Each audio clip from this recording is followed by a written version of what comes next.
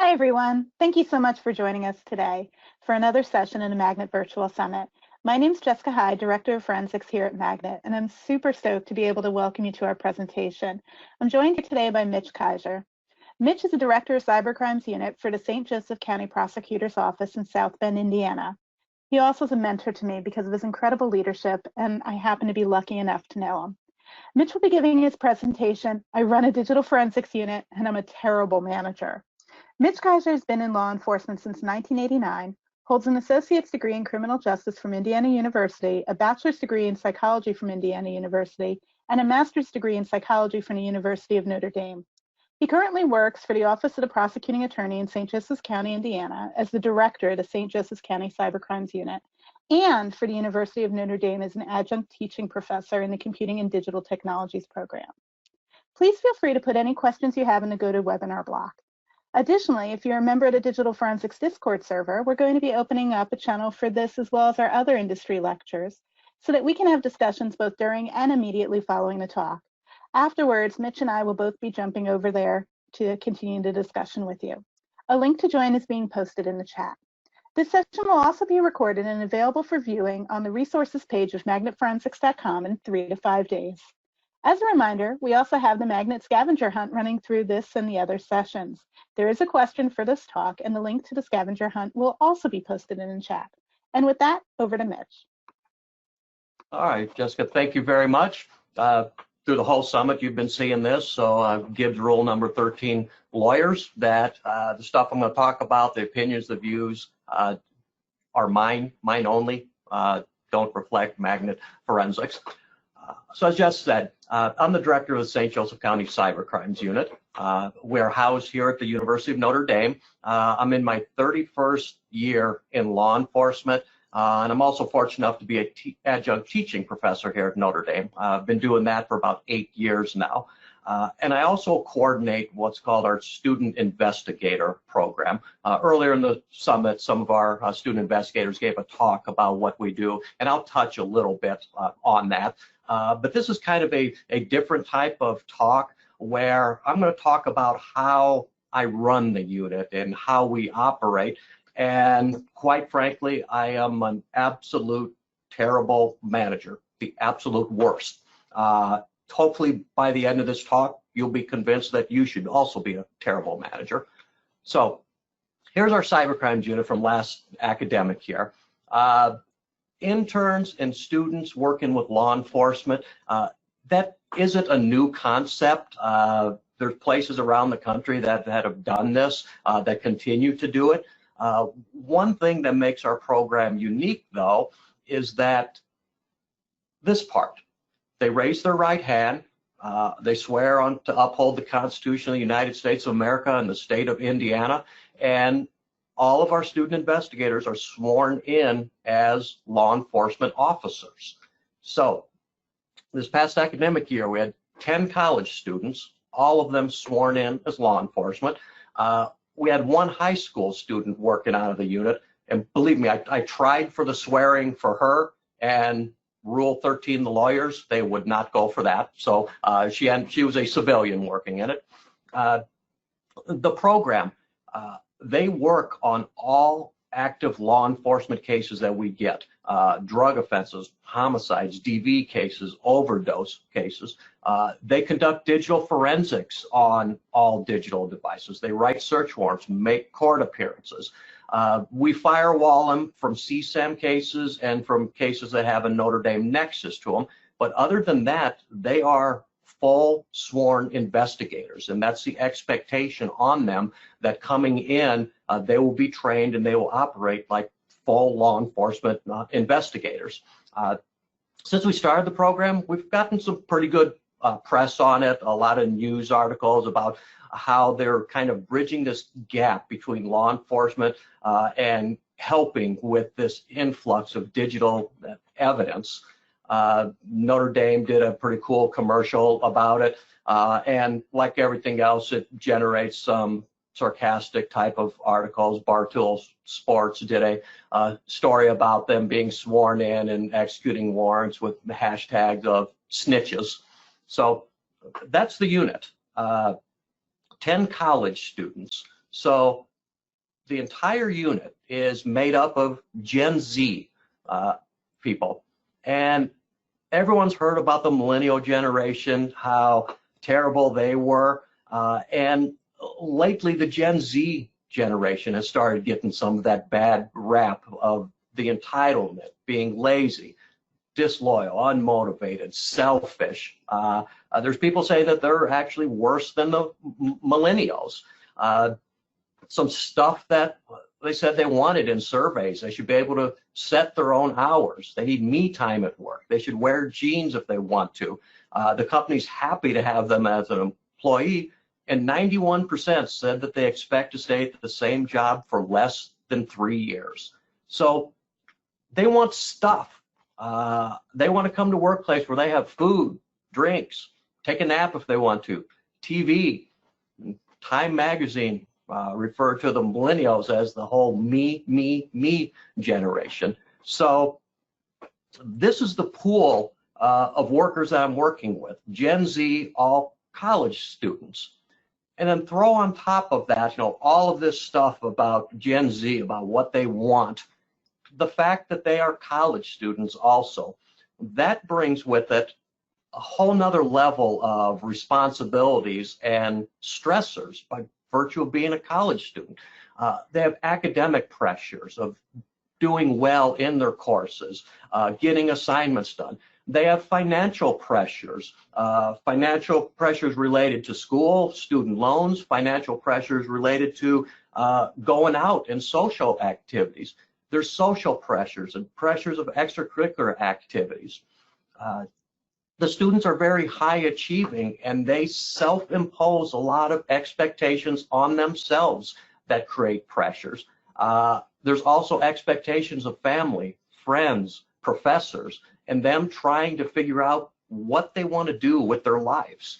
So all of that adds a whole other level of stress. And then they're working a real law enforcement job, real cases, victims, suspects, real consequences.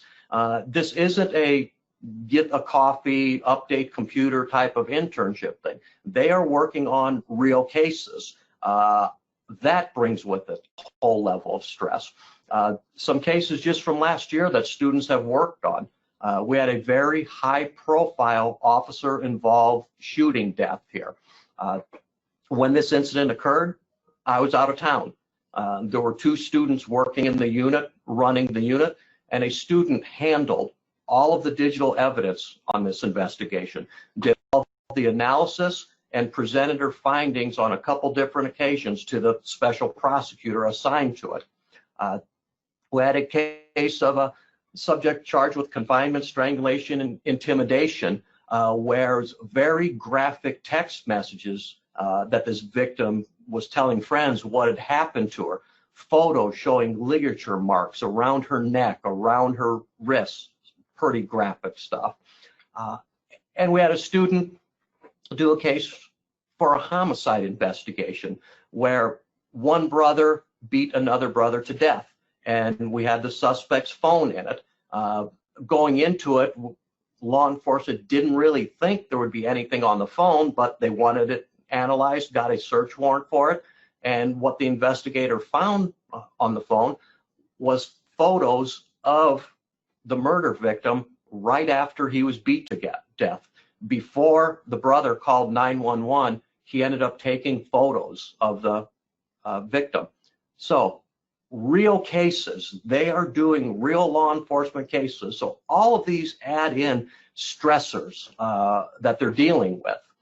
And the unit, we started this program in 2015 when it was myself and one other student, a one-on-one mentorship.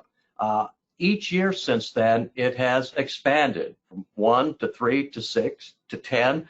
Next academic year, we're going up to 16 students. I was pretty much thrust into management. Working one-on-one with someone, no problem. 1 to 3 with someone, you can really give individual attention. It's not that bad.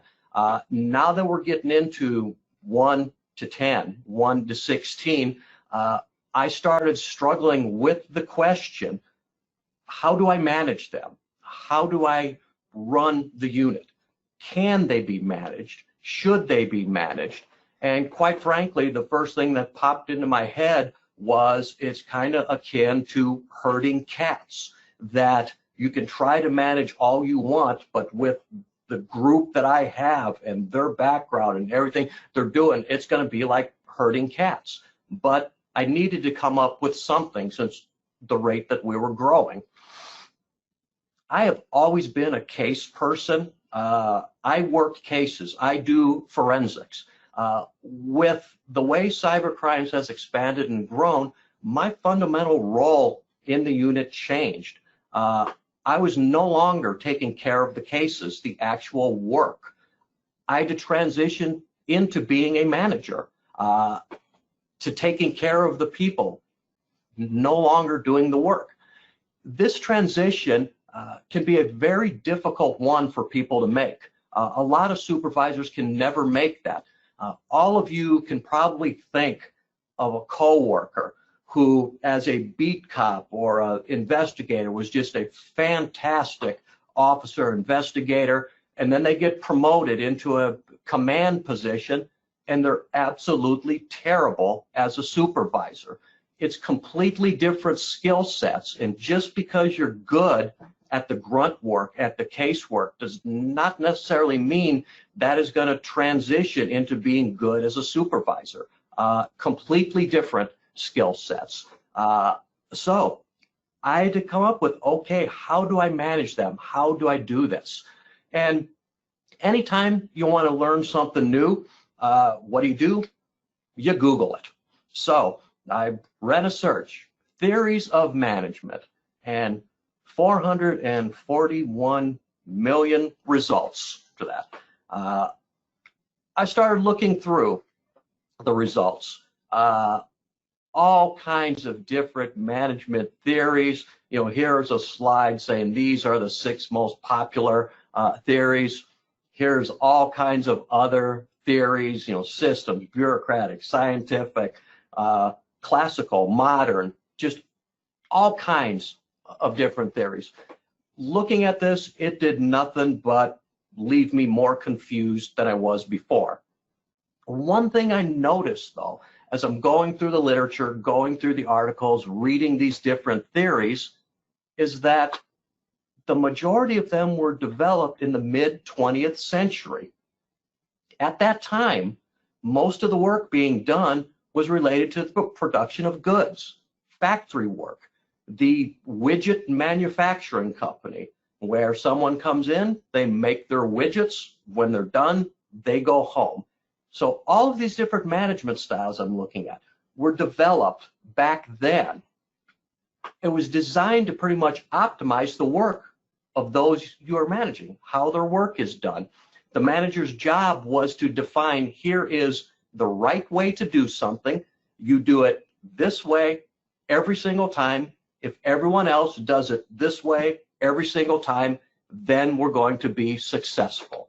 So this line of Twinkie turners here, your job is to stand at the end of that line, take these Twinkies 2 by 2 from this line and put them onto this line. As long as everyone does everything the right way like that, Twinkie production goes great. The problem with this, it created generations of what I call time clock punchers. They come into work, they punch their time card, they go out onto the line, they make their widgets, they turn their Twinkies. When it's quitting time, they get in line, they punch their time card, and they go home. Work is completely different now. Work has completely changed since then. How we are working and why we are working is completely out of sync with these old theories of this traditional management. And the reason for that is because so many jobs are dealing with information now.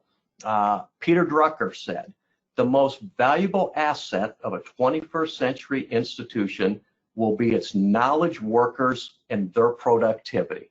So he coined this term, knowledge workers. So what is a knowledge worker? What are characteristics of a knowledge worker? Simply what they are, their main capital, what they bring to an organization, is their knowledge. It's not the dexterity of their wrist to turn their Twinkies. It is their knowledge that they're bringing, skills that they bring.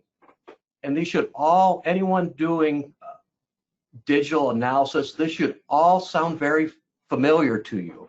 Stuff like non-routine problem solving, analyzing data to establish relationships, making connections, understanding cause and effect, looking at information and thinking of it in broad terms, divergent thinking, that if you do A and you expect to see B, you do A and you don't see B, you see C, or you see Z.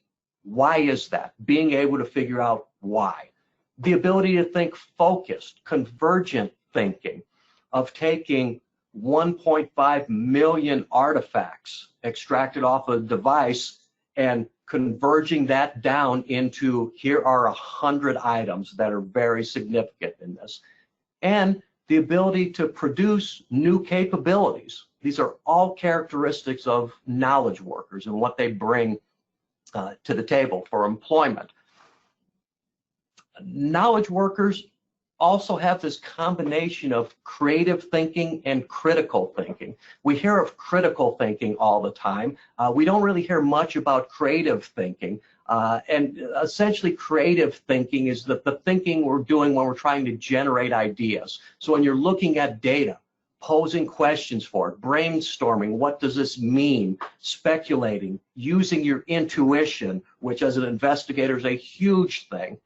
And then critical thinking is how we judge information, looking at the pros and the cons, determining what caused something, looking for proof, drawing conclusion. This intersection right there between the two with knowledge workers, that is digital forensics. So as I'm looking at this and seeing these theories and seeing, okay, digital forensics, it is knowledge workers, it's creative thinkers. So it gets me researching more. So I'm dealing with knowledge workers and creative thinkers. Again, what type of management style should I use? What type of manager should I be? And there's still way too many choices. So it really didn't solve my dilemma much. I still couldn't come up with, okay, here is what I could be. So I started doing more self-reflection on it. One thing that I realized is that I absolutely hate to be managed. Most people that I know will tell you that they hate to be managed.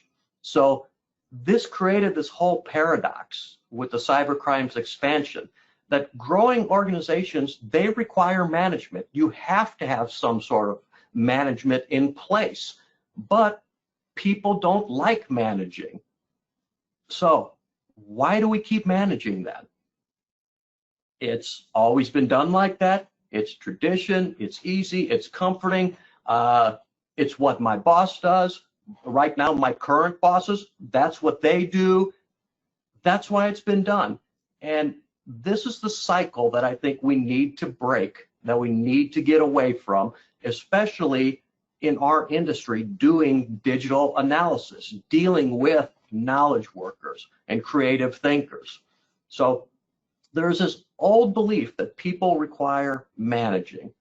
But if you're dealing with the knowledge workers, the role of management should be absolutely nothing. They do not require being managed. It's this concept that you manage things, but you lead people. So as we're expanding, I decided I'm not going to be a manager, that instead my focus is going to be on leading people.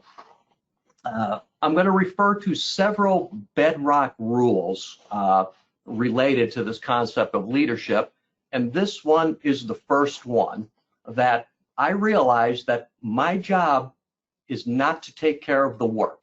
How I used to be a caseworker, that is no longer my job. My job is to take care of the people taking care of the work. I then trust them to take care of the work. So, bedrock rule, I don't take care of the work. My job as a leader is to take care of the people taking care of the work. So, through all the research, I realized, okay, I don't want to be a manager. I want to be a leader instead. So I want to learn more about that. So I Google theories of leadership, 351 million results. A little better than management, but still a lot of information to go through. I start going through various theories out there, start looking at the academic literature. And one thing I quickly realized is the different theories were falling into one of two broad categories. The first category was from the writings of Niccolo Machiavelli, who wrote The Prince. Machiavelli believed that the leader needs to maintain power at all costs, even if that is by force, deceit, whatever is necessary. The leader has to maintain power. That leaders naturally aim for glory and honor, and that everything is all about the leader.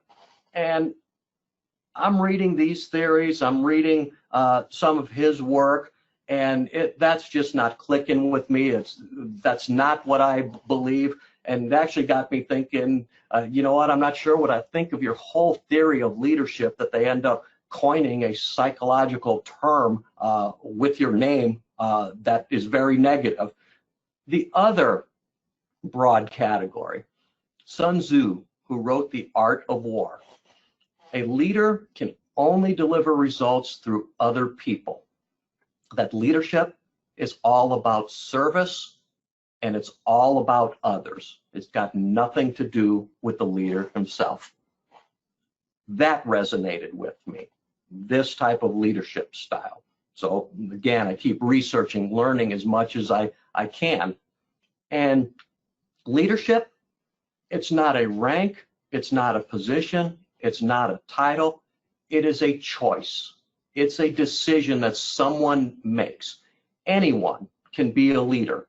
It doesn't matter if you are a senior ranking officer or executive or someone brand new in a company. Anyone can be a leader. It's about who you are, what you believe in, and it's not about ourselves. It is all about others. This asking yourself, how can I help others? How can I assist them to do better? How can I advance them?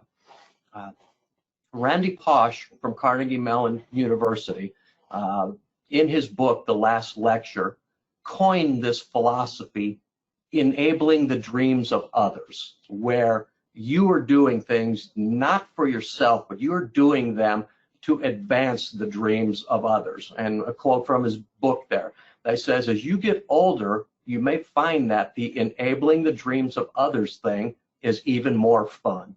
And that is so true. There's so much truth to that. So I keyed on this philosophy here of leadership and the type of leader that I want to be. Now, how do I implement this with my Gen Z food nap wanting whole workforce here? The first thing that I had to do is start with some initial assumptions about the students. So there's certain things that I had to assume about the students coming into the unit, that each one of them is unique, that they are ambitious, that they want to succeed on their own terms and make the world a better place. They want to make a difference. Push boundaries and do things without the fear of failure or being reprimanded. And I believe that they are genuinely animated by their work, what they get to do, what they get to contribute. So I have to make these assumptions, and they had to also coincide with my beliefs of what I believe. And some of those beliefs that I believe that we should create a workforce that's conducive to doing excellent work. I believe in culture, that people want to be able to come to a workplace that doesn't feel like a workplace. in co-creation, of teamwork, of building and working on things together and solving things together. And I believe in leadership, that the students need someone who can lead them, to guide them, and when needed, to insulate them from some of the harsher elements of law enforcement. It is not lost on me that my workforce is 18 to 22-year-old college students. All kinds of psychological research says that the reasoning portion of the brain, the prefrontal cortex, matures at 25 years old. So that is prior to that. So there are times that I insulate them from some of the harsher elements. When a student comes into the unit, I continuously watch them and I judge them. What I am doing is establishing a baseline for every student. What is their normal baseline? How are they normally? And there's going to be normal variation in that baseline of up and down, you know, people having good days, down about something, but there's this normal variation. Once I have their baseline, part of what I do is look for deviations from that baseline. Am I noticing deviations where they may be having some sort of issue, either professionally, personally, academically? So I watch for that. Are they violating baseline? It may be violated because of something going on academically. It may be violated because they broke up in a relationship. When I see the violations, I don't know what they are, or the deviations. When I see those, I then have to make a decision of, okay, do I want to intervene or not? And the decision to intervene is based off of each of the students. There are some students that if I see a substantial deviation, I will immediately talk to them from what I know about them. There are other students that as I see this deviation, I'll let it go on for a while and see if they resolve it themselves. The majority of the time, yes, they do resolve it. You know, you want to give people the opportunity to do that. If it gets to the point that it's going on too long and it's still too big of a deviation, then I will sit down, I will talk to them. So I watch out for them. I invest in them emotionally. I engage with them and I protect them. One of my students sent me this meme and said, that's kind of how we think of you. And that is just fantastic, that that's how they see me, how they think of me, that they know that I will look out for them, protect them. This doesn't necessarily mean that I coddle them. I don't shelter them. I am continuously pushing them from their comfort zones so they can expand, so they can grow. This is Laura, one of the students in the unit. Laura hates doing media interviews. So every chance I get, we throw Laura in front of the camera so she can do media interviews. They all look the same here, but the one on the left is Christina, who grew up a very privileged childhood, upper middle class, 2 doctor parents, never really encountered anything like this. This is a search warrant that we executed where the interior of the house was so bad we had to dress up in hazmat suits. So completely pushed her out of her comfort zone. Public speaking is a stressor to just about everyone. We have Lexi, Julia, and Laura and myself here in Indianapolis giving a talk at a conference about the unit. What can't be seen in this picture is the audience out in front.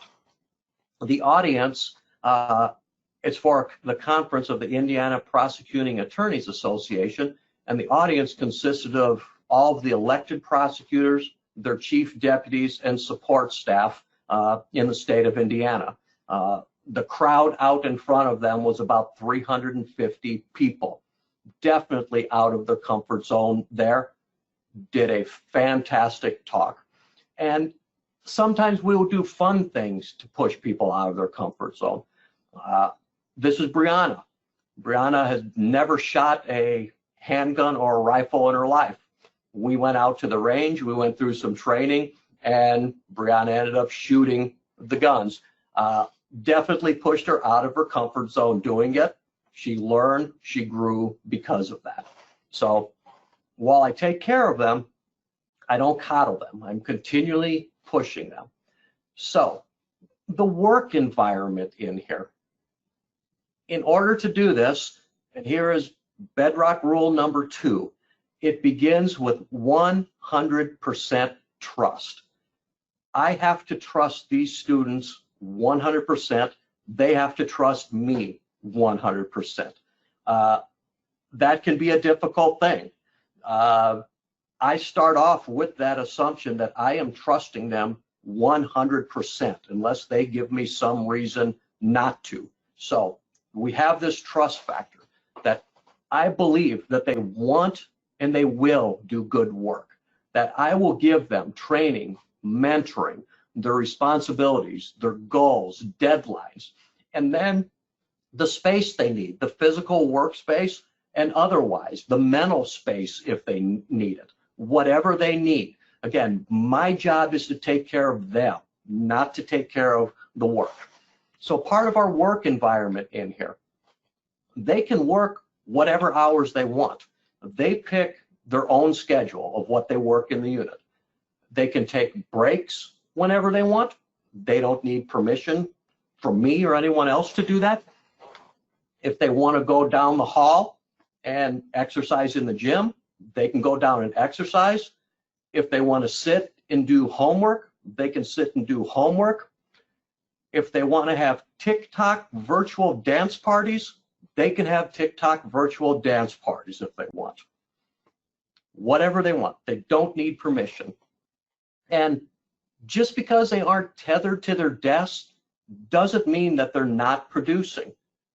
Whenever they want, they can work remotely.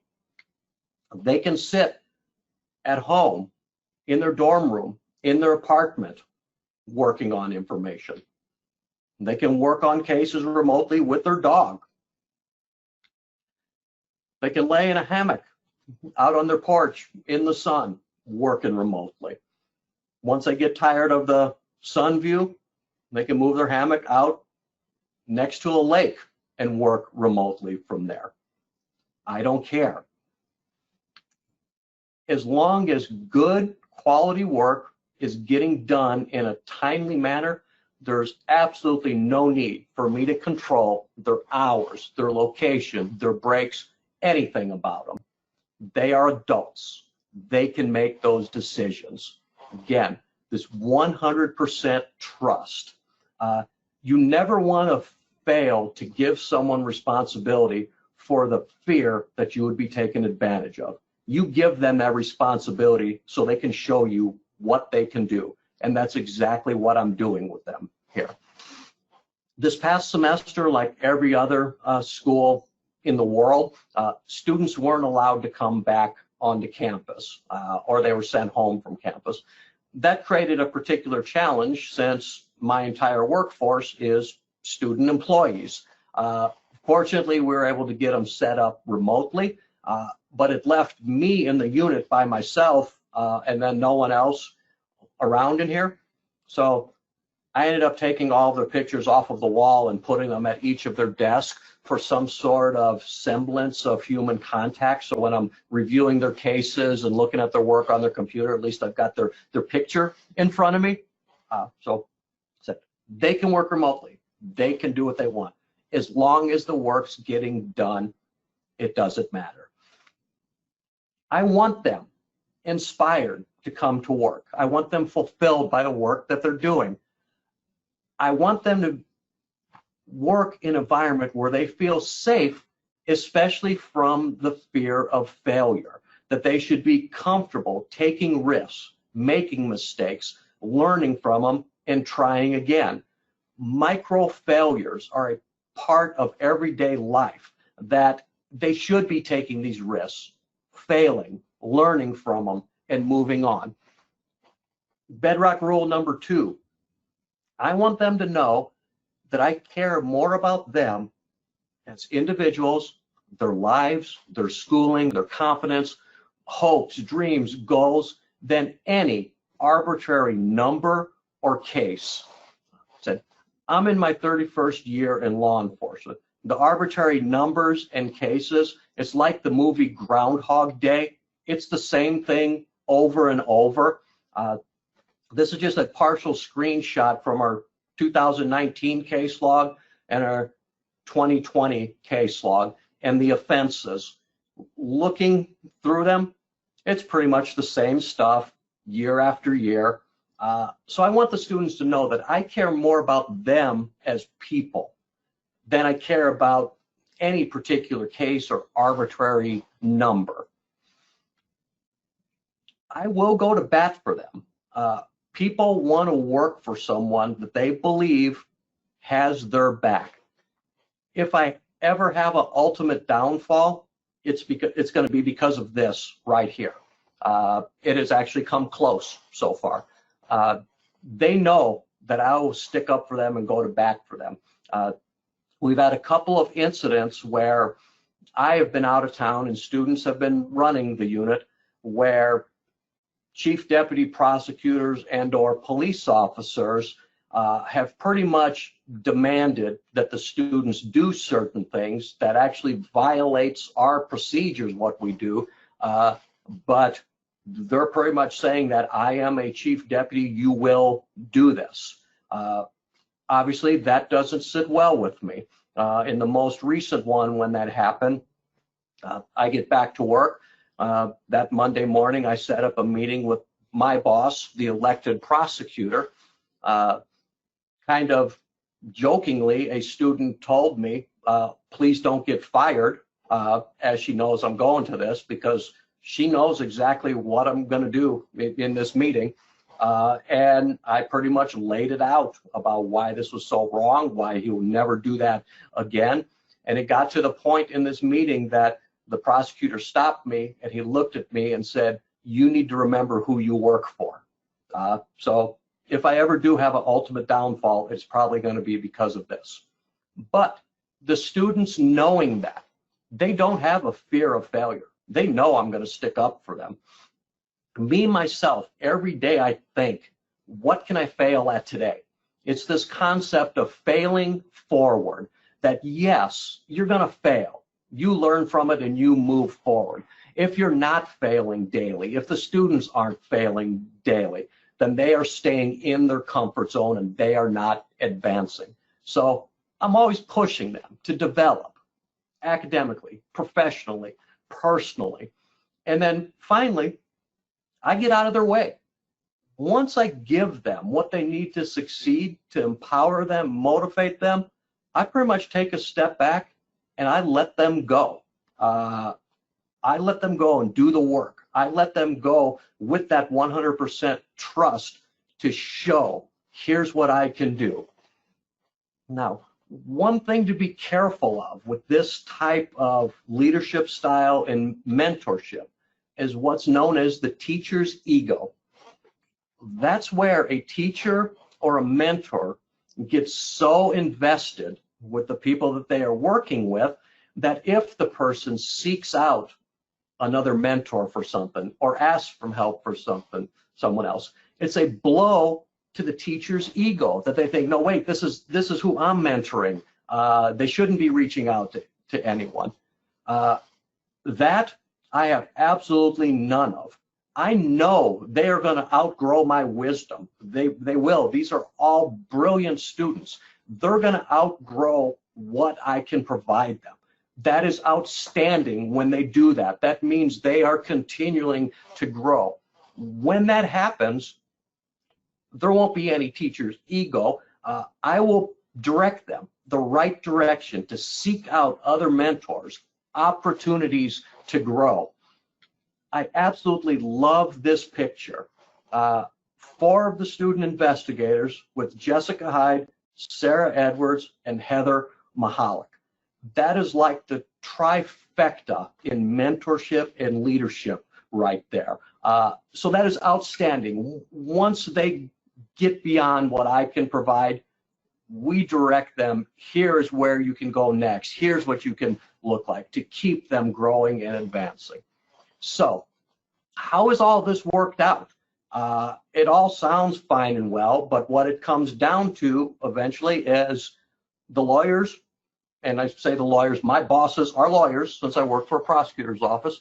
The lawyers want to see the arbitrary numbers. Show me the numbers of how is this working out. It doesn't matter what kind of work environment I give them and the trust I give them if we are doing terrible work and not getting the job done, that it doesn't matter.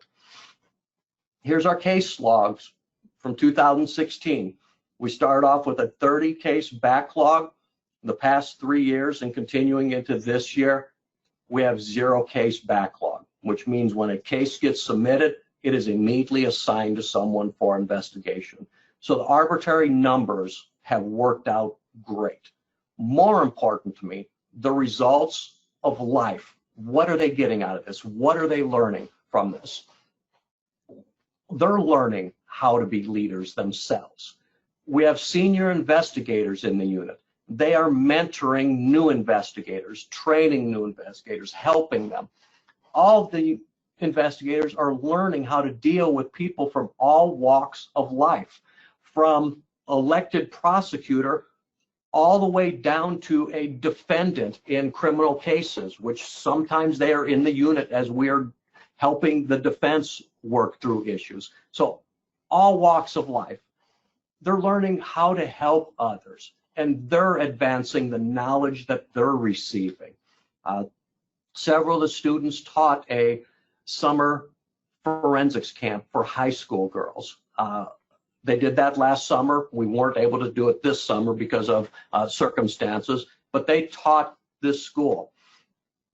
This is Madison, who was a participant in that school. The senior investigators took her on as a mentor for her entire senior year of high school. She worked out of the unit with them. I really believe that the students, they will give me their best effort all the time, and that they pretty much would do anything for me. If they need to make sacrifices, they will make those sacrifices when necessary. Occasionally with the after hours stuff, we may get called in for something, and one of the most recent ones, I got a call from the prosecutor. Homicide unit one wanted to bring some phones down from witnesses that needed to immediately work on it. I sent text messages to 4 of the senior investigators, all of whom replied back that they're doing this or this, but they are willing to drop it and come into the unit and make that sacrifice and do the work. So I know that they will do that.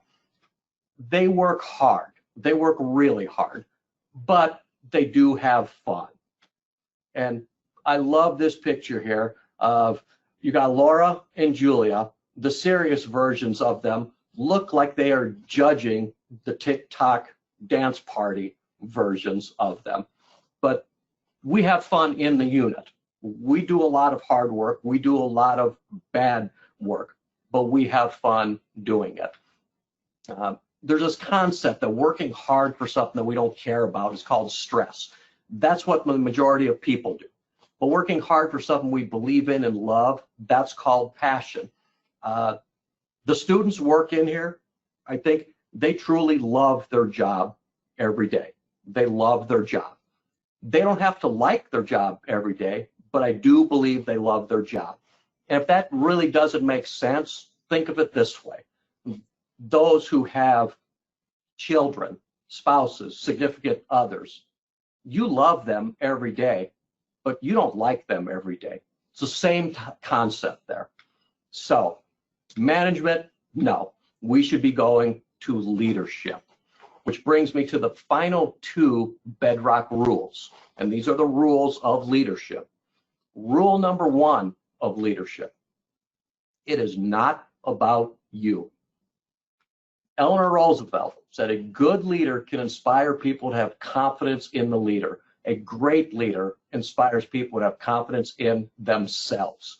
The best leaders create more leaders. That's what I hope we're doing here. The best leaders give credit to the workers, because it is not about them. This unit has been very successful. We've given a lot of talks, a lot of interviews, a lot of conference presentations. In every single one, someone always says to me, this is absolutely great what you have done with this unit. And I tell them, it is not because of me. It is completely because of the students. And again, if that doesn't make sense, I've been a police officer for 31 years. I've been doing forensics for 20 years. I have never had this level of success in anything that I have done. What's the one thing that has changed in that 31 years? The students. It's not about me. Everything is because of the students. And this is a concept that Robert Greenleaf coined called servant leadership, that a leader wants to serve, that they want to make sure others' priorities are being served, that a leader focuses on the needs, growth, well-being of others, and helps them to perform as highly as possible. Doing all that, that's how you leave a legacy. And there's this misunderstanding, I think, of what a legacy actually is. Legacy isn't what you leave, it's what you leave in others. Kalu Kalu quote, the things you do for yourself are gone when you are gone, but the things you do for others remain as your legacy. So true. When I first started researching and making this cybercrimes unit model with the students, at that time it was myself and one other full-time law enforcement officer. And he saw the direction that things were going about starting to integrate some students into the unit. And one day he comes into the office before anyone else is there, closes the door, sits down next to me, and essentially starts yelling at me like I was a 5-year-old about he doesn't like this concept. We should not be bringing students in here. They have no business doing police work. And then his last thing, as I'm letting him just go on and vent and vent and vent as I'm just listening, he told me, quote, "You are ruining my legacy." And when he told me that, I told him the rule number one of leadership, that it is not about you. And I explained to him what a legacy was. And that just succeeded in making him matter, which was kind of bonus for me. So that's rule number one. It is not about you. Rule number two of leadership. It is only about you. It's about who you are, how you behave, what you stand for and believe in, your vision. As a leader, you have 100% complete, full responsibility for everything. It starts and ends with you. Daily, we have our micro failures.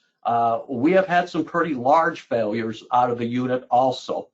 Every single failure point that we have ever had, it has been my fault that I may not have explained something well enough. I didn't train someone well enough.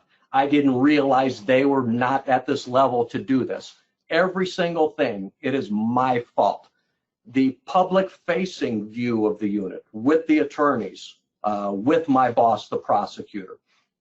I would never go into the office if we have some sort of failure or mistake in here and point fingers of this is who did it, this is who did it. It's my responsibility. It is 100% my fault. It's this concept known as extreme ownership. A book by Jocko Willink and Leif Babin, same title. When Jamie Tubbs was hired as the director of training at Magnet Forensics, one of the first things he did was send out an email to all the contract trainers introducing himself, giving us a copy of his resume, and telling a little bit about his philosophy as a leader, as a supervisor. And I'm reading through this from Jamie thinking, a lot of what he's saying sounds very similar to my beliefs. So I replied back to him, here's my story, here's my resume. And Jamie replies back and says, you really should get this book, Extreme Ownership. And I believe he said it is for people like us. And I knew exactly what he meant. So rule number 2, it is all about you. 100% complete, full responsibility. Now, in order to lead others, you have to have a clear vision of a world that does not yet exist, a world that could exist given the right circumstances. That's what I had with the vision for this unit. There was no such thing. I had this vision. It then had to be articulated. I first had to articulate it to my bosses. Here's what I'd like to do. And it ended up being a tough sell when we discussed swearing in college students as law enforcement. I was convincing. He saw the benefits of it and said, yes, let's move forward. My vision of this world that I cannot yet see also has to be articulated to those you are leading. They have to buy into it. A leader without any followers, just someone out taking a walk. So as a leader, you have to inspire people to believe what you believe, to want to see that world that you see that built, to join you, to go with you, to figure out ways to make that happen. 4 outstanding philosophers here: Plato, Aristotle, Descartes, and Thomas Aquinas. And then 5th outstanding philosopher, Pink. From her song, A Million Dreams, however big, however small, let me be part of it all. Share your dreams with me. You may be right, you may be wrong, but say that you'll bring me along to the world you see. It's getting people to see your vision and coming along with you. Now, another common thing I get all the time from the students: you have ruined me for all future bosses. I hope this is the biggest untruth of anything here. I hope this is just the start for them, that they see this type of style, and when they get out into the real world, doing whatever their real full-time job is, that they're fortunate enough to have supervisors who are leaders and not managers. And as they start to transition and go up the chain of command, get promoted, that they embody this leadership philosophy, and that's how they lead. And even as they are the brand new person at a company, anyone can be a leader, that they immediately start making an impact like that. Now, we're essentially in a brand new era here, where end of management and a refocus on leadership at every level. We need to stop doing things like they've always been done, and it's going to be a cultural transformation. So if you're privileged to manage the next generation, please don't. Lead them instead. I am very, very optimistic about the next generation of workers. I started off saying, here's all the bad things about Gen Z and everything they want. I am very optimistic about them. They want to do good work. They want to do work they're proud of. They want meaning and fulfillment. They want happiness. And every one of you in a position as a leader, or even not in a position that can be a leader, all of you are in a position to make this happen. And that's what we need to do going forward. And with that, there's my contact information. Best way to get a hold of me is email. While we do have a cybercrimes Twitter account that's actually been up a couple of years, I did learn very quickly that anything I ever post to that ends up getting lawyered, and I end up getting text messages and phone calls from the lawyers. Oh, why'd you say this? Why'd you say that? And it's just pretty much too much of a hassle, so there's very little posted to that. And then, as Jess said, we're transitioning from here onto the Discord server to continue the discussion. So follow the Penguin and head on over there to continue the discussion. And with that, Jess. Thank you, Mitch. What an awesome, amazing talk. So many great comments coming through. Everyone wants to work in your lab, or wants a leader like you, and lots of comments about that. And I think one of the key things you mentioned was at the end, you were saying you don't have to be a manager to be a leader, and I think that's really important. This style can be contagious, and it's just fantastic. I do have one question before we jump to the Discord. Okay. I noticed a slight little theme here. There's a lot of penguins in your slide. What's with the penguins? Yes, there are. I'm so glad you asked that. In every talk that I give, I bury 5 slides at the end in the hopes that someone's going to ask me about the penguins. So I'm obviously a fan of penguins. I've always liked penguins. I'm also a big proponent that I think people should live by a code, a set of rules, guidelines. And one of the best codes that there is Leroy Jethro Gibbs from NCIS, his Gibbs rules. And one thing that I found is everything about penguins aligns very nicely with Gibbs rules. One, penguins are loyal and they mate for life. So rule number 1, never screw over your partner. Penguins look out for one another. Here they are in the Arctic, keeping one another warm. Rule 15, always work as a team. Penguins take charge and lead. Rule 38, your case, your lead. Every case a student gets, they know that it is their case, their lead. They do it how they want to do it. Penguins are prepared for anything. Here's Steve the penguin in Antarctica where they're doing a documentary. Checking out the cameraman. Rule number 8, never take anything for granted. Always double check, always look, always dig deeper. Don't take it for granted. And then the final one, which is my favorite one, and I will admit there's probably nothing but anecdotal evidence to back this up, but everything I know about penguins, this has got to be true, that penguins, they aren't fond of lawyers. Rule 13, never involve a lawyer. So, and for those who weren't paying attention, Mitch works for the St. Joseph County Prosecutor's Office. So that makes that even more entertaining. Well, thank you very much.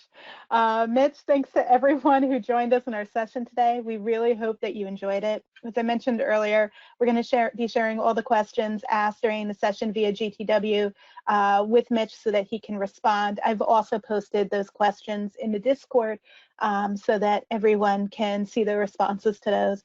I want to remind everyone that we still have some more great sessions coming up in this last week of the Magnet Virtual Summit, including IoT, data exfiltration, RDP, and Linux forensics, as well as our Magnet Virtual Summit wrap-up on Friday at noon Eastern Time. And that's going to have some fun and other announcements. But first, Mitch will be jumping over to the Digital Forensics Discord server to take your questions and chat. We hope that you've enjoyed this session and hope to see you at another session of the Magnet Virtual Summit. Thanks, everyone. thank you.